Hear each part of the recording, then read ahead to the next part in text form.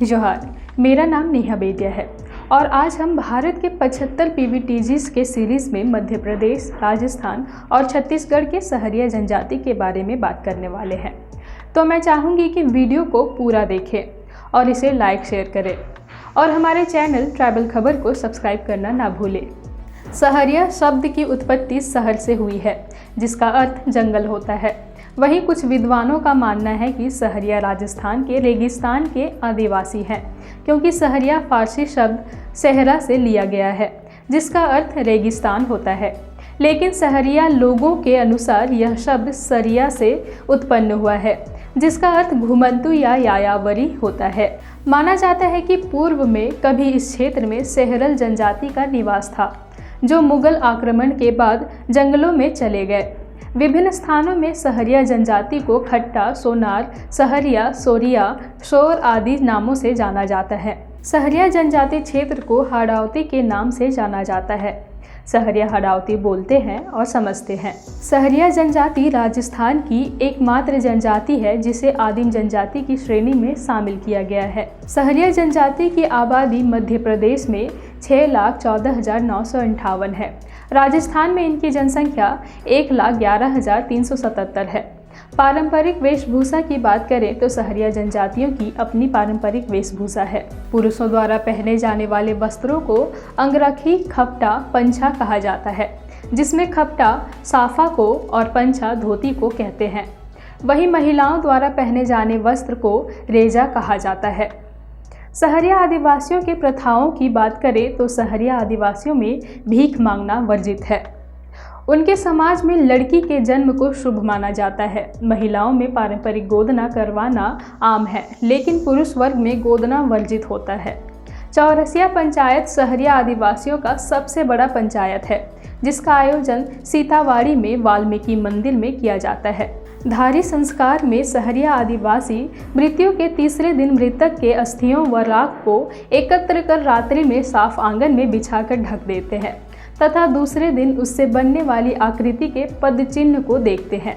माना जाता है कि इससे मृत व्यक्ति के अगले जन्म के रूप को पता लगाया जाता है। आकृति को देखने के बाद अस्थियों एवं राख को सीताबाड़ी में स्थित बाणगंगा या कपिल धारा में बहा दिया जाता है। सहरिया आदिवासियों के अपने नृत्य और लोकगीत हैं, जिसे वे विभिन्न अवसरों पर प्रदर्शन करते हैं।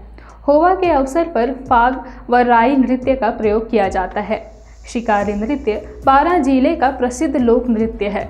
यह नृत्य सामूहिक न होकर एकल नृत्य है। वहीं झेला नृत्य आषाढ़ माह में फसल कटने के बाद सहरिया युगल झेली गीत गाकर नृत्य करते हैं। झनपरी नृत्य करने के दौरान पुरुष कई तरह के मुखौटे पहनते हैं। सांग नृत्य में स्त्री और पुरुष दोनों ही भाग लेते हैं।